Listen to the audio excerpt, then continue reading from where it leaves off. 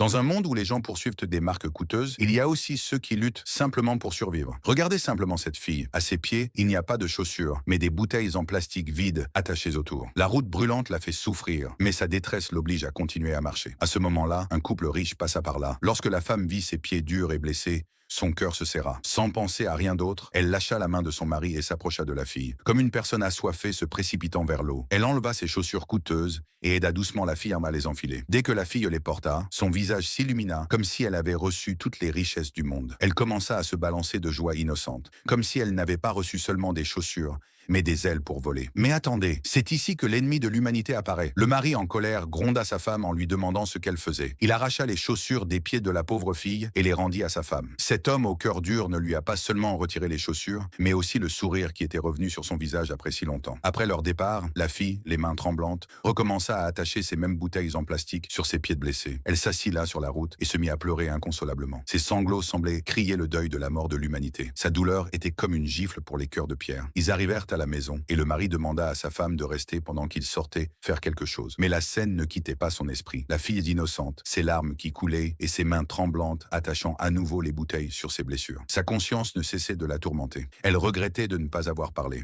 Elle était troublée car elle savait que l'argent peut revenir, mais il n'est pas facile de réparer la dignité brisée de quelqu'un. Mais maintenant, l'histoire allait changer. Le même mari qui avait agi avec dureté revint avec une nouvelle boîte de chaussures dans les mains. Il fit un signe indiquant qu'elles étaient pour la fille. En voyant cela, le visage triste de sa femme s'illumina de joie. La véritable surprise arriva lorsque le mari sortit une épaisse liasse de billets, laissant tout le monde stupéfait. L'homme qui venait de retirer le bonheur, comment est-il devenu soudainement un sauveur? Était-ce l'effet des larmes de cette fille innocente? Ce repentir prouva que, lorsque la conscience s'éveille, une personne peut accomplir des miracles. Alors commença la véritable victoire de l'humanité. Le couple retourna voir la fille et lui donna les nouvelles chaussures. Son visage fané s'épanouit comme une terre aride, touchée par la première pluie. Tous deux se penchèrent et, de leurs propres mains, l'aidèrent à enfiler les chaussures. Et dès qu'elle les porta, elle se mit à bouger de joie, incapable de croire que ses pieds blessés étaient enfin protégé des pierres. Puis le miracle se produisit. Lorsqu'ils lui donnèrent l'argent, la fille me resta sans voix. Une tempête d'émotions l'envahit et elle tomba à leurs pieds. Encore et encore, elle touchait leurs pieds pour exprimer sa gratitude. C'est vrai, la richesse n'est pas ce qui est gardé dans des coffres forts. La véritable richesse est celle qui essuie les larmes d'un pauvre